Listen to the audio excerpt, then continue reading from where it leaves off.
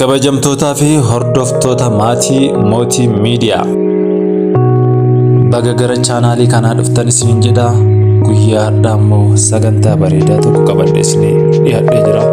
Sagantaan kunis kaayyoo fi galmisaa guddaadha. Barnoota guddaa of keessaa qaba. Kanaaf dursee baga nagaan jiraattanii isiniin jechuu barbaada. Anis nagaan qaba. Yeroo dhiyoos akkuma beekamu viidiyoo hojjetaa ture. Sababoota barnoota wal qabatuuf dhiisee ture. Amma barnoota kallattii adda addaatiin dabarsuuf na yaala waan beekurraa waan dubbiseerraa waan nama fayyaduu danda'urraa ergaa dabarsuudhaaf ni yaala. Kanaafuu guyyaa har'aa wannan qabadhee isin dhiyaadhe waan baay'ee fayyadamu keessattuu fayyadamtoonni YouTube fayyadamnu jechuudha. Wantoonni qabxiileen anama isinii kaasu kuni akka isin guddattaniif baay'ee isin fayyada. Asumaan hanga xumura sagantaa kanatti akka hordoftaniif affeeramtanii jirtu. Sagantaa kana viidiyoo kana hordoftaniiti namootaaf sheer gootanii dhageeffachuudhaan irraa fayyadamtu jedhee yaada. Irra deddeebitanii dhageeffattanii irraa fayyadamuu qabdu jedhee yaada. Muuziqaa ce'umsaa kana booda kan walitti deebinu ta'a jechuudha. Egaa kabajamtoota hordoftoota chaanaalii kootii guyyaa har'aa immoo wanni qabadhee isin dhiyaadhe jala qabarratti afaan Ingiliffaatiin waan dubbiseerraa afaan Oromootti isinii hiikaa isinitti himaa. Innis maal yoo jettan guideline for leading team jedha. To have effective team, both the team leaders and the members have to set a guideline as follows jedha. Kana jechuun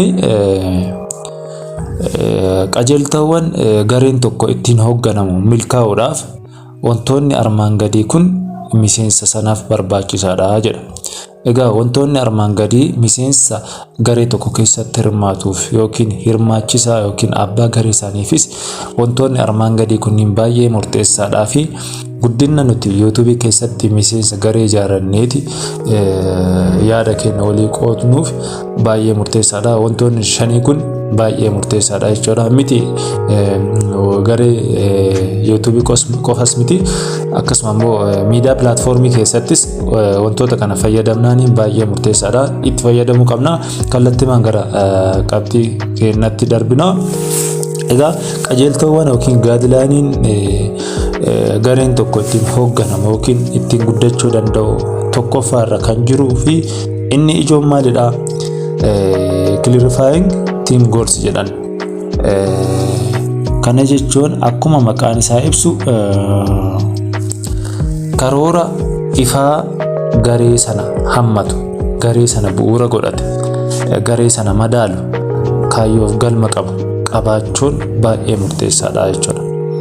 Galma gaarii qabaachuudhaaf karoorri bu'uura waan ta'eef karoorri ifaa fi garee sana madaalu qabaachuudha. Akkuma beekamu jireenya addunyaa kana keessatti karoorri nama xiqqaa tokkorraa yookiin nama tokkorraa ka'ee hanga addunyaa bira ga'a. Biyyis karooraan bultii, namnis karooraa, maatiinis karooraa. Kanaaf yoo gara garee YouTube kanatti dhufne karoora ifa galeessa qabaachuu qabna. We have to clarifying team goals. Waan clarify ta'e, waan ifa ta'e kan garee bu'uura godhate qopheeffachuu qabna jechuudha. Baay'ee murteessaadha. Qabxiin lammaffaa fi inni yeroo baay'ee walitti bu'iinsaaf bu'uura ta'e kan nuti wallaallee akka walitti buunuuf sababa ta'e maalidha yoo jenne waan kana fayyadamuu dhabuudhaan. Innis maalidha afaan Ingiliffaatiin owning problems rather than blaming others jedha. Akkuma beekamu afaan Oromootti yoo hiikne rakkoo uumame tokko keessa akkasumas rakkoo garee tokko keessatti uumame kan keenya gochuu caalaa kan nama biraa gooneeti nama tokko yookiin dogongoraanis haa ta'u beekaas haa ta'u dogongora raawwate tokko irratti duuluu. Rakkoon kun rakkoo keenya jennee ofii ibsinee nama san xiinsammuu isaa ijaaruu caalaa xiinsammuun isaa rakkoo san irrattis xiinsammuun isaa akka miidhamuuf qeeqni nama biraa qeeqnu rakkoo biraa qabatee dhufa waan ta'e rakkoon tokko uumame walitti bu'iinsi nama tokko uumame waldiddaa yaadaa jiraachuu danda'a waan ta'eef yeroo baay'ee waldiddaa yaadaatti gara gochaatti ce'aa. Kana hambisuudhaaf maal gochuu qabnaa? We have to minimize blaming others. Qaama biraa qeequrra uf qusachuu jechoota qaama biraa hamilee tuquu danda'u irraa of qusachuudha. Nama qeequu irraa of qusachuudha. Walumaa galatti ergaan kana gaafa nama qeequu dhiibnee hamilee namaa jajjabeessine jechoota gaariidhaan namatti dubbanne hariiroon hawaasummaa sin cimaa. Gareen sunis karoora taasisee waan kana fayyadamnaan ni cimaa jechuudha. Guddinni isaas milkaa'aa deemaa waan ta'eef itti fayyadamuu qabna. Egaa sadaffaa irratti ammoo inni murteessaan kunis sharing ideaadha. Kana jechuun yaada waliif qooduu jechuudha. Egaa akkuma beekamu namoonni baay'een yaada yeroo waliif qoodan yaada faayidaa qabu dhoksanii yookiin yaada bu'aa garee saniif qabu dhoksaniiti ofii qofaaf itti fayyadamuudhaaf. Kun ammoo maddi isaa selfishness-dha. Selfish gaafatan yookiin ofittummaa jechuudha. Gaafatan namaaf yaadan qoodnu jechuudha. Waan beeknurraa waan obboleeyyan yookiin obboleetti keenya fayyadu waliif qooduu qabna.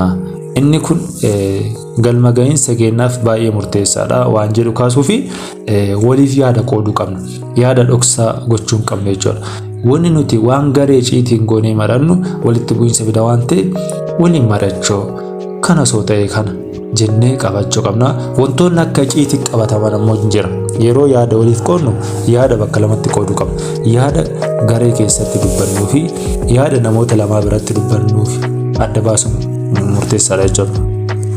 Egaa miidiyaa hawaasaa keessaa YouTube yeroo haasoftanii liiviilee seentanii haasoftanii wantoonni gareen sun akka karoora qabateen jira. Karoora san irratti osoo kana ta'e osoo sagantaan akkana ta'e jettan yeroo yaada waliif dhiyeessitan yaadonni sunniin miidiyaa akka telegiraamii fayyadamnee osoo dhiyeessine garee sanii alatti qaamni biraa argeet isin qeequu hin danda'u. Namoonni garee jaalattanii guddina irra jirtan rabbi sanaa guddisu yaadota yeroo waliif qooddan bifa kanaan adda baastanii itti fayyadamuu qabdanii waan jedhu.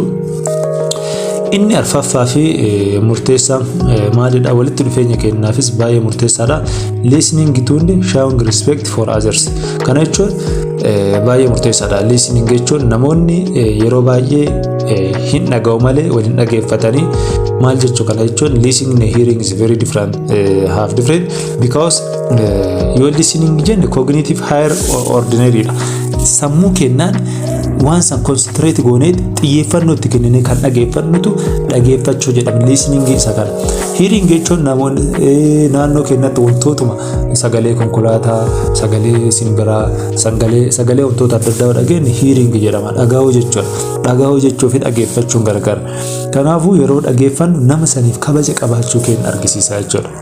So gisee nama kanaaf respectii wayii argisiifnu dhageeffachuu irraa maddaa jechuudha. Inni kun yeroo namni dubbatu nama saniif kabaja kennu deebii dhageeffachuu kennu ibsu argisiisuu qabna jechuudha. Kun baay'ee murteessaadha. Itti fayyadamuu qabna. Yeroo dhageeffannu deebii nuti deebinu verbal and non verbal ta'uu qaba. Dubbii fi dubbii malee isaan jedha. Dubbii yeroo ta'u jennu maalidha? Sirrii jettan. You are right. Of course kan jennuun afaan faranjoonni yeroo fayyadaman kana jechuun dhageeffachuu fi nama saniif respectii qabaachuudha. Non verbal mataa nodding head mataa keenya sochoosuu, eye contact, facial expression kunniin fuula keenya ifa gochuu, sammuu keenya sochoosuu, ijaan sirriitti argisiisuu wantoonni kunniin nama san dhageeffachuu keenya argisa waan ta'eef itti fayyadamuu qabna waan jedhu. Inni dhumaa fi inni murteessaan yeroo baay'ee hunda bira rakkoo jira jechuudha. Yeroo baay'ee hooggantoota siyaasaa birattis rakkoon kun ni mul'ata. Namoota hayyuu siyaasaas hayyuu barnoota birattis namoota baay'ee biratti mul'ata. Nu birattis mul'ata. Fooyyessuun muuxannoodhaa fi waa dhageeffachuu irraa ni danda'ama jechuudha. Inni kun maalidha? Talking more about we and less about I and me. Kana jechuun maal jechuudha? Yeroo yaada kaafnu garee tokko keessatti nuti osoo akkana goone jechuutu filatamaadha malee an osoo akkana godhe ani nama akkanaati an kana gochuun danda'a ani waan kanan danda'a jedhanii conclusion kennuun ulfaataadha. yeroo baay'ee addunyaa barate keessatti namoonni haasaa yeroo godhan we jedhu fayyadamu. Nuti kana gochuu dandeenya. This our effort of result jechuu qabna. Kun bu'aa dadhabbii keenyaati jechuu qabna. Bu'aa keenyaayyuu kan nama yoo goone gareen sun nu kabaja garee san keessatti argachuu dandeenya jechuudha. Kanaafuu jechoota I&M jennu kanarra of xiqqeessuu qabna. Egaa kabajamtootaa fi hordoftoota na wajjin turtanii yaada kana waliif qooda waliif share godhaa, namni dhageeffatan baay'ee isin fayyada jechuu barbaadeeti. Kun gaadlaayinii gareen tokko ittiin hoogganamu 5 keessaa waan irraa hubattan koomentii jala keessanii share gochuudhaan akkasuma yoo jaalattan like gochuudhaan hordoffii keessanii fi kabaja waliif qabnu walii argisiisu qabna jedha. Waan hordoftanii na waliin jirtaniif hedduu isin galateeffadha. Na horaa bulaa. Dhumarratti immoo subscribe gochuun dagatinaa. Namoonni maatiin hin taane maatiin ta'a yaada naa kenninaan kanaa olittis waan beekurraa isin barsiisuu danda'a jechuu barbaadeeti. Horaa bulaa deebanaa galatooma.